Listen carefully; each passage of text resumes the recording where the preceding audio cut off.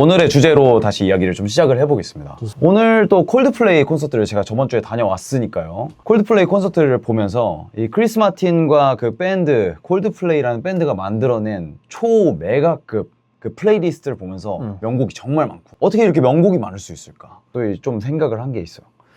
노래가 과연 어떻게 사람들의 심금을 울릴까?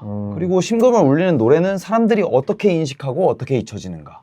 약간 이 흐름에 대해서 그냥 개인적으로 조금 생각을 해봤어. 흐름에 대해서. 이 흐름, 과연 이 흐름은 어떻게 만들어지는가? 흐름 뭔가 되게 약간 심오한 주제인데, 이제 흐름이라고 하면은 솔직히 노래가 저문다 이런 건 뭔가 좀 측정하기가 좀 어려운 부분이 있어서 사실 명곡들은 항상 다시 회자되기 마련이잖아. 아, 그렇지. 잊히지 않는. 뭔가 잊히지 않는 뭔가 그 타이밍이 있어. 엄청난 실적을 퍼포먼스를 보였던 뭔가 조회수가 뛰어난다든지 아니면 그런 노래는 아니었는데 또 갑자기 뭔가 우리 마음에 떠오르는 문득 갑자기 쑥 하고 나타나는. 그치. 라디오 프로그램이라든지 아니면 라디오라고 하니까 갑자기 나이가 너무 늘어 보이는데 유튜브라든지 아니면 기분이 됐다든지 우연찮게 플레이리스트가 됐다든지 뭐 여러 가지 경로를 통해서 우리한테 뭔가 다시 와닿는 노래들이 어떻게 이게 형성이 되는가.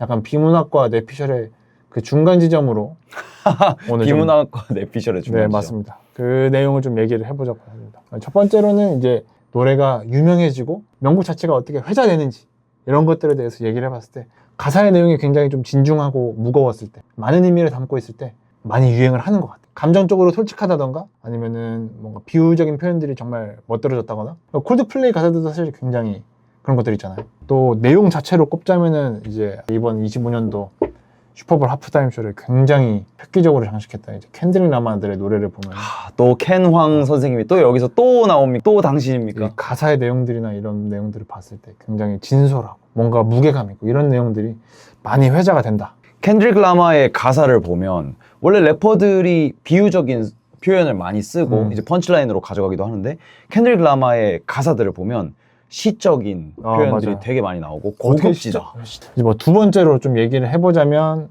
가장 좀 직관적으로 떠오르는 이 계절성이나 상황에 대한 연금성으로 떠오르는 노래들이 있죠. 그 계절이 오면 우리 마음속에서 계속 떠오르는 특히 봄 관련된 주제의 노래들이 이제 또 봄이 왔기 때문에 장범준님의 노래라든지 아니면 또 로이킴님도 있을 수 있을 거예요. 봄이 오면 떠오르는 노래 버스커의 벚꽃 엔딩 봄사랑 벚꽃 좋죠. 봄봄봄 이런 노래들 봄이 오면 그냥 자동적으로 알고리즘이 그냥 재생해 주는 거야. 그러면서 이제 그 계절이 오면 그 노래를 떠올리게 되듯이 봄뿐만 아니라 뭐 여름도 그렇고 겨울도 그렇고 또 뭐가 있죠?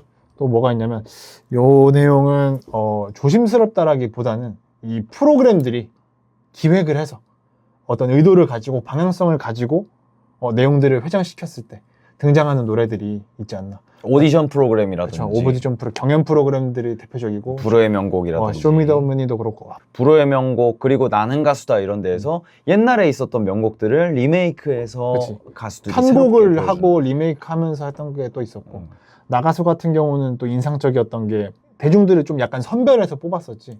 청중들도 약간 노래에 대해서 굉장히 그 진중하게 듣는 분들을 많이 선별해서 청중들을 선별했었고 또 그거를 동시에 그 사람들이 진지하게 감상하는 모습을 보여주면서 또 동시에 노래가 마무리될 때 평론가들이 또 그거에 대해 내용에 대해서 이게 리메이크가 어떤 포인트가 너무 좋았고 이 노래가 원래 이런 노래였는데 이렇게 해석해주는 장면이 너무 좋았다 이런 식으로 설명을 해주니까 이게 노래가 더 풍부하게 느껴지고 그분들이 노래를 다시 불러주시면서 새로운 노래들도 알게 되고 이 노래의 가사가 이런 게 또 있었구나.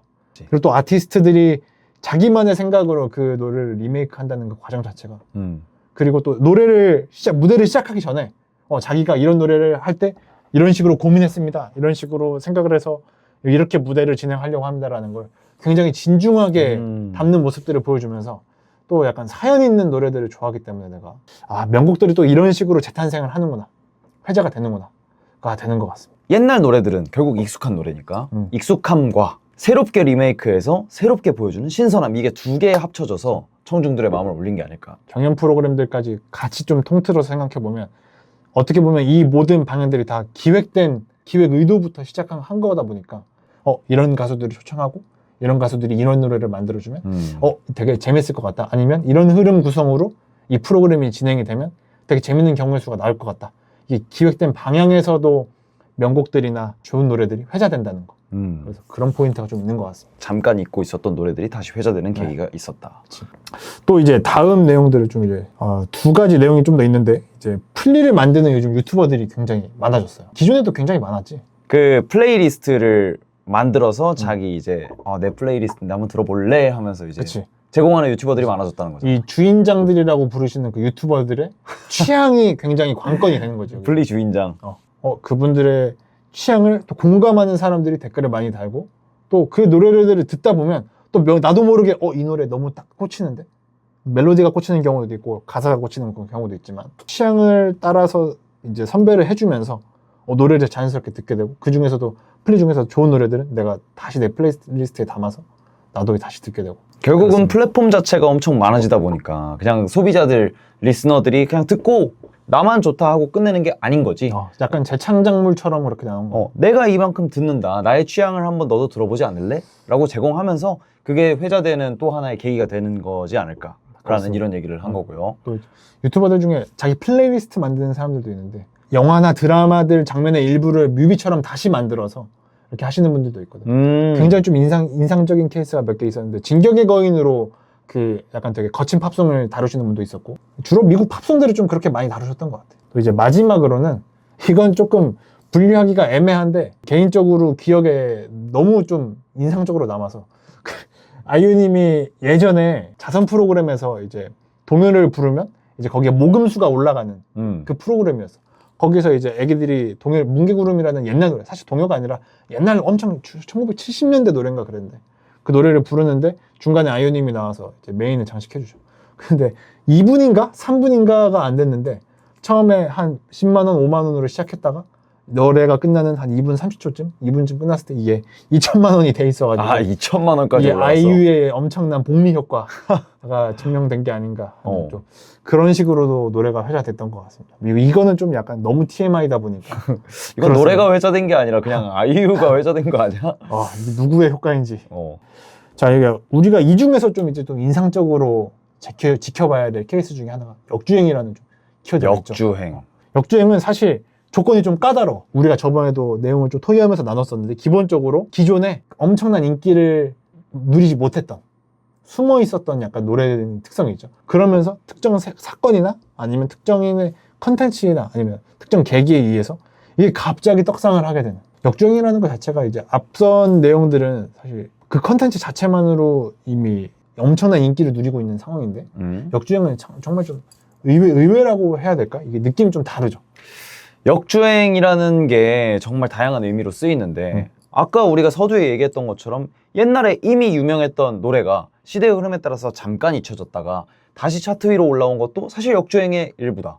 근데 우리가 지금 얘기해볼 이 역주행이라는 거의 그치. 정의를 좀 굳이 좁혀서 얘기를 하자면 발매가 됐어.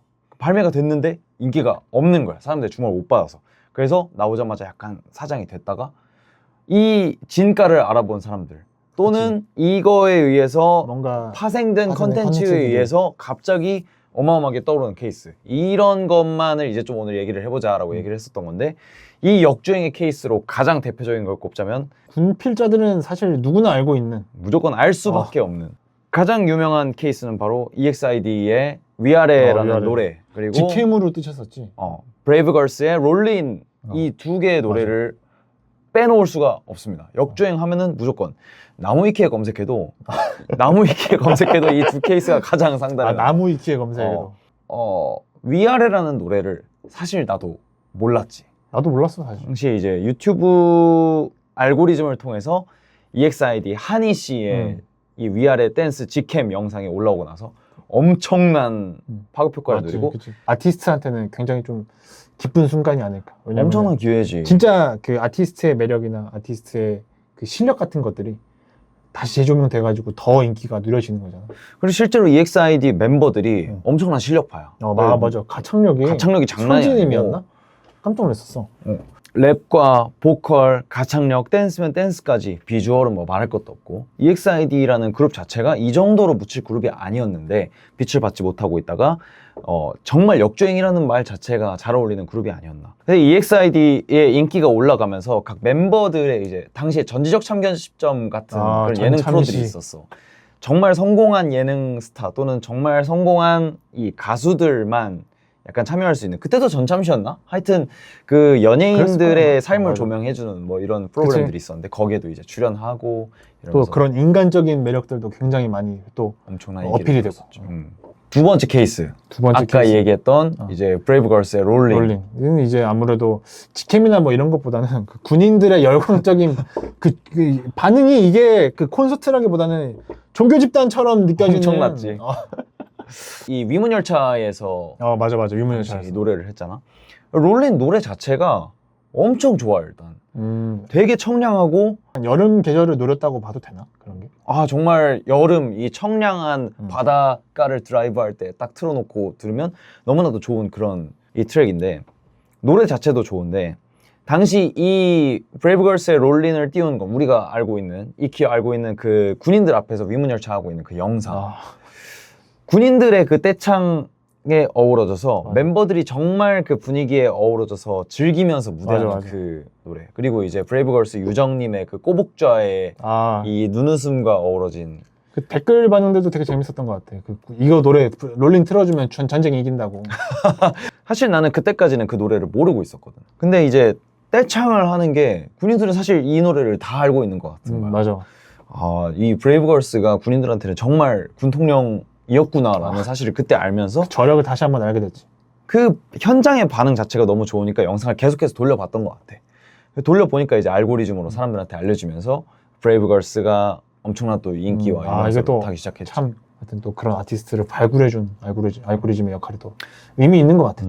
브레이브걸스의 멤버들도 엄청난 실력파예요. 사실 맞아. 다 가창력이나 이런 것들도 너무 빼어나게 잘 가지고 있고, 개인적으로 제일 좋아하는 게 운전만 해라는 노래가 있습니다. 그래 나도 그 노래는 잘 안 들어봤어. 이 노래가 한국 시티팝 노래 중에서 정말 시티팝. 너무나도 명곡 중에 명곡으로 하나 꼽을 수 있어. 사실 아이돌들이 시티팝 곡을 내놓는 케이스도 얼마 없을 뿐더러 그러긴 하는 것 같아. 생각해보니까 그러네. 시티팝 트랙이 이 정도로의 퀄리티를 가질 수 있다고? 이런 정도의 나는 개인적인 피드백을 받았죠. 그러다 보니까 브레이브걸스의 그런 다른 트랙들을 보면 가창력, 랩, 댄스, 비주얼은 어떻게 보면 알고리즘이 제대로 팠네 그냥. 이 두 케이스를 보면 사실 그 정도 실력을 가지고 있으면 인기도 같이 따라갔을 거라고 생각하는데, 최초 초동 그 관심을 받았던 내용은 조금 낮았다가 알고리즘이 이제 기사생 시켜준, 심폐소생술 시켜준 케이스가 아닌가. 뭔가 진가를 좀 알게 해준. 이 말이 맞는 것 같아. 진가를 알게 해준. 이 두 개의 케이스에 공통점이 하나가 있습니다. 이 영상들을 띄워준 알고리즘, 즉 알고리즘들이 이 띄워준 이 두 개 영상, 즉 EXID 한이의 위아래 직캠 영상과 브레이브걸스 롤린의 이 위문열차 영상, 이 두 개의 난 개인적으로 공통점으로 꼽는 게 노래가 좋고 이런 음악성을 다 떠나서 현장에 있는 아티스트와 팬들이 하나가 돼서 약간 어우러지는 그 반응.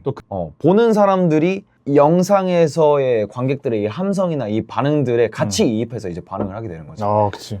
예를 들어서 우리가 개그 프로를 보게 되면 옛날에 우리가 어릴 때 봤었던 개그 콘서트나 우차사 같은 데 보면 필수 과목이었지. 일요일 9시 맞나? 반드시 봐야 되는 그런 프로그램이었잖아. 웃긴 장면이 나오면 현장 관객들의 웃음소리를 잘 조명해가지고 더 사운드를 크게 키워서 웃기는 소리를 들려주기도 하고, 또 관객들이 자주 보여주기도 했었고 카메라가. 관객들이 이제 그런 웃는 모습을 보여주기도 하면서 보는 사람들도 하여금 그 반응에 동화되게 하잖아. 그런 것처럼 이 직캠 영상이나 위문열차 영상을 봐서 그 관객들의 EXID 한이를 보면서 우와 하는 약간 그 남자들의 그 반응에 약간 동화되기도 하고, 위문열차에서 떼창하는 그 군인들의 떼창에 동화되기도 하고, 이 현장 관객들의 반응에 좀 동화되게끔 하는 알고리즘이 좀 있지 않았나. 어땠어? 얼마 전에 또 자네는 현장에 있었잖아. 나는 콜드플레이 현장에 있었어. 파도의 한가운데 있었잖아. 파도의 한가운데 있었지. 장난 아니었지. 아무래도 뭐 군인들이나 EXID 한이 그 현장에 있었던 관객들도 아마 나와 같은 뭐 비슷한 느낌을 받지 않았겠어. 다 약간 종교적 환각 상태. 정말 그 관객들이 진짜 그 무대가 너무 좋아서 즐기는 그게 영상에 잘 담겼기 때문에 그게 알고리즘의 선택을 받지 않았나.